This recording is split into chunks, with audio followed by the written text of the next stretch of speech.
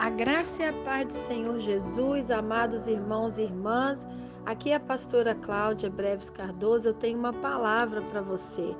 Mateus 9:14 em diante, que nos diz assim: Vieram depois os discípulos de João e lhe perguntaram: Por que jejuamos nós e os fariseus muitas vezes e teus discípulos não jejuam? Respondeu-lhe Jesus: Podem acaso estar tristes os convidados para o casamento, enquanto o noivo está com eles? Dias virão, contudo, em que lhes será tirado o noivo, e nesses dias hão de jejuar. Louvado seja o nome do Senhor. Atraia a presença do noivo. Cristo, meus irmãos, é denominado o noivo que convida os seus para a festa de casamento.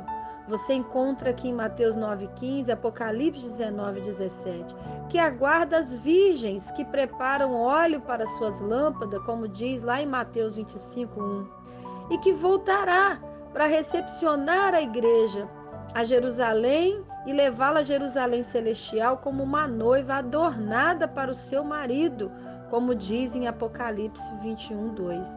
Nos evangelhos de Mateus, que lemos, 9, 14 e 15, também em Marcos 2, 18 a 20, Lucas 5, 33 e 35, nos relata que os discípulos de João e fariseus foram até Jesus e questionaram por que seus discípulos jejuavam, faziam orações, mas os discípulos de Jesus comiam e bebiam.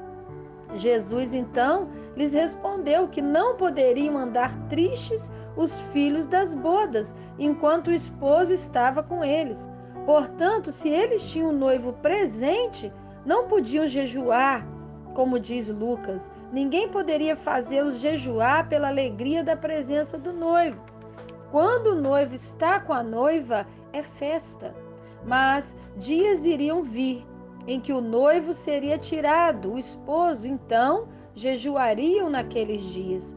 A partir da crucificação de Cristo, sua ressurreição, ascensão aos céus, os discípulos e a igreja deveriam entrar em jejum, momentos de oração, busca para atrair a presença do noivo. Esta é a hora, meus irmãos. Esses são os dias em que estamos vivendo, onde nós devemos nos aproximar do noivo, que é Cristo, pelo jejum, abstendo do alimento que a carne deseja para receber mais de Deus e nos alimentar no Espírito. É uma forma de matar a carne, sair do natural e entrar no sobrenatural, de ouvir a voz de Deus com mais clareza, ter discernimento sobre o querer de Deus e o que não nos faz bem.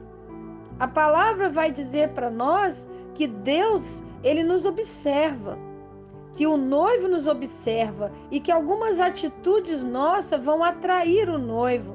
Segundo a Crônicas 16:9 nos diz: porque quanto ao Senhor, seus olhos passam por toda a terra para mostrar-se forte a favor daqueles cujo coração é perfeito para com ele. A parte A do versículo diz isso para nós, dizendo que os olhos do Senhor estão passando por toda a terra, procurando um coração voltado a ele, perfeito para com ele.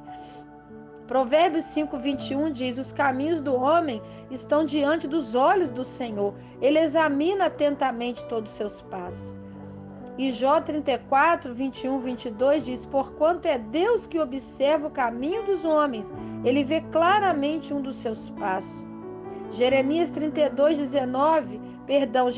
23, 24 diz: pode alguém esconder-se em esconderijo sem que eu o observe? Assevera Yahvé. E nós sabemos que em João 4, 23, 24, o Senhor, ele fala, aleluia, para aquela mulher samaritana: mas a hora vem, agora é, em que os verdadeiros adoradores adorarão o Pai em espírito e em verdade, porque o Pai procura a tais que assim o adorem. Louvado seja Deus. Os olhos do Senhor procuram. Eles são atraídos por pessoas, seus corações são inteiramente dele, por pessoas que o adorem sinceramente. O noivo também é atraído pela comunhão. Olha o que diz a palavra do Senhor em Mateus 18, 19 e 20. Pois onde 2 ou 3 estiverem reunidos em meu nome, ali eu estou no meio deles. Minha irmã, meu irmão, atrai a presença do noivo. Você se reuniu com pessoas para conversar? Fale sobre Jesus. Essa comunhão atrai a presença. O Salmo 133 fala, né, dessa comunhão. Quão bom, quão suave é que os irmãos vivem união. A união e comunhão traz a sua presença. Quando ele percebe essa união, o noivo vem. A Bíblia fala sobre isso. Aleluia, louvado seja Deus. Cristo também declara que ele nos atrairia a ele ao cumprir seu propósito de vida, a cruz, nos ensinando que devemos nos render ao seu querer, deixando o nosso eu morrer para atrair o noivo e atrair pessoas ao noivo. Quando ele percebe essa rendição, ele vem. Louvado seja Deus. Glória a Deus. Ele diz: mas eu, quando eu for levantado da terra, atrairei todas as pessoas a mim. Que coisa linda, não é? E ele está dizendo também aqui em Isaías 57:15, porque assim diz o alto, o sublime, que habita na eternidade, cujo nome é santo, num alto e santo lugar habito, como também com o contrito e abatido de espírito, para vivificar o espírito dos abatidos e para vivificar o coração dos contritos. O Senhor é alto, é sublime, é tremendo, ele habita na eternidade, mas ele também habita no coração daquele que tem um coração quebrantado para com ele. Quando Jesus contempla um coração quebrantado, humilde, carente da sua presença, ele vem, o noivo vem. Como eu citei a palavra do Senhor dizendo: quando eu for levantado da terra, todos atrairei a mim. No Antigo Testamento, Deus era traído no propiciatório. Em hebraico significa lugar de expiação, sobre a tampa sobre a tampa ali da arca, não é? Lugar de expiação, de pacificar, de expiar, de encobrir, lugar de fazer a reconciliação. Então, na tampa da Arca da Aliança era chamada de propiciatório, porque era ali que simbolicamente o povo pecador se encontrava com Deus. Era ali que o sacerdote levava o pecado do povo. Era ali que ele era reconciliado com ele. Era ali que a ira de Deus era aplacada mediante a aspersão do sangue do sacrifício expiatório. Esse ato ele era simbólico, mostrando que Cristo no Novo Testamento, na morte de cruz, a santa ira de Deus pelo pecado seria aplacada. A justiça divina seria satisfeita com o sacrifício de Cristo, porque ele era o Cordeiro de Deus que tira o pecado do mundo. E o homem seria reconciliado com Deus através da cruz. O propiciatório do Velho Testamento, portanto, se refere à cruz do Novo Testamento e o seu sacrifício, uma vez por todas. Quando o homem hoje, pela fé em Cristo, confessa seus pecados e participa da propiciação já consumada, ali é apagado seus pecados. Pela fé em Cristo Jesus, confessando seus pecados, ele recebe perdão. O sangue de Jesus é aspergido sobre ele. Ele é o tabernáculo de Cristo e seu corpo. E o seu espírito manifesta a presença do noivo de Deus, como descia sobre o propiciatório a glória de Deus. Você encontra essa afirmação em Hebreus 10, de 19 a 22. A Bíblia diz que os arrogantes não são aceitos na tua presença. Deus odeia todos que praticam o mal. Salmo 5:5. A humildade atrai a presença do noivo. Os louvores atraem a presença do noivo.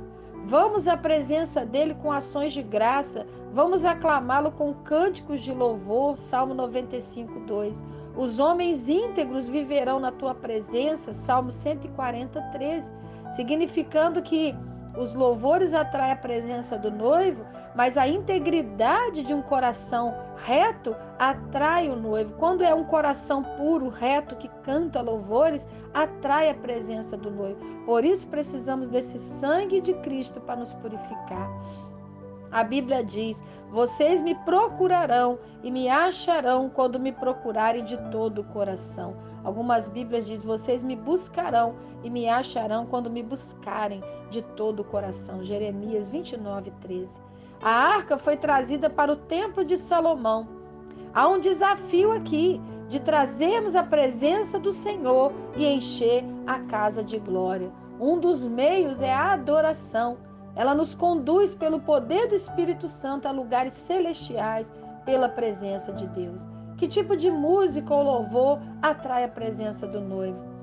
As vidas separadas e santificadas atraem a presença do noivo. 1 Pedro 2,9. Levar todos a entender a sua posição como sacerdote diante de Deus atrai a presença do noivo. Hebreus 10:19-22. Você entender que hoje nós somos sacerdotes reais, pessoas que têm a liberdade de entrar além do véu, de estar na presença do Senhor em adoração. Também a Bíblia fala que os sacerdotes e levitas que adoravam diante do Senhor, eles tinham que ter vestes de linho. Eram roupas especiais usadas pelos sacerdotes e levitas para adorar. Ezequiel 16:17. Jesus nos cobriu de vestes de salvação, nos envolveu com um manto de justiça, lavou as nossas vestes e nos vestiu com vestes de louvor. Isaías 61:10. Essas vestes de justiça, nós entendemos na palavra de Deus, lá em Apocalipse 19:8, que o linho fino representa atos de justiça dos santos. Isso atrai a presença do noivo. Ficavam em pé para o oriente do altar, em direção do nascer do sol para adorar. Nós precisamos manter nossos olhos fixos em Cristo, sol da justiça. Efésios 1:9-10. Usavam vários instrumentos, harpas, símbolos, alaúde, mantinham suas mãos ocupadas com instrumentos e usando os talentos que Deus nos deu. Assim devemos nós também, amados, usar nossos instrumentos e talentos para adorar a Deus, para atrair a presença do noivo com o coração quebrantado. E eles cantavam em uníssono, em comunhão, viver em unidade. Onde há unidade, irmãos, há unção. Onde há unção, há a presença do noivo. Se faz ali conosco. Efésios 2:14-16. Para louvarem que o Senhor é bom. Ele é o único digno de glória e honra. Aleluia. Então atraímos a presença do noivo. A glória vem quando há unidade, quando há comunhão. Amém? Que Deus abençoe a sua vida em nome de Jesus. Atraia a presença do noivo. Atraia a presença do noivo. O Senhor Deus, Ele quer estar ligado, a você. Ele quer estar realmente abençoando a tua vida. Que você atraia a presença do noivo adorando, em comunhão, falando do seu nome, abandonando os pecados. Que você o adore em espírito e em verdade. Que você realmente esteja em jejum e oração. Jesus deixa bem claro que haveria um tempo em que o noivo seria tirado. Era o momento em que ele iria para a cruz, ele iria para o céu. E ele diz, nesses dias deverão jejuar, para estar em comunhão com o noivo, em discernimento. Então é isso que o Senhor quer. Esse é o tempo de orar, de jejuar, de adorar, para estarmos em comunhão com o noivo Jesus Cristo. Que Deus te abençoe, atraia a presença do noivo em nome de Jesus. Em nome de Jesus.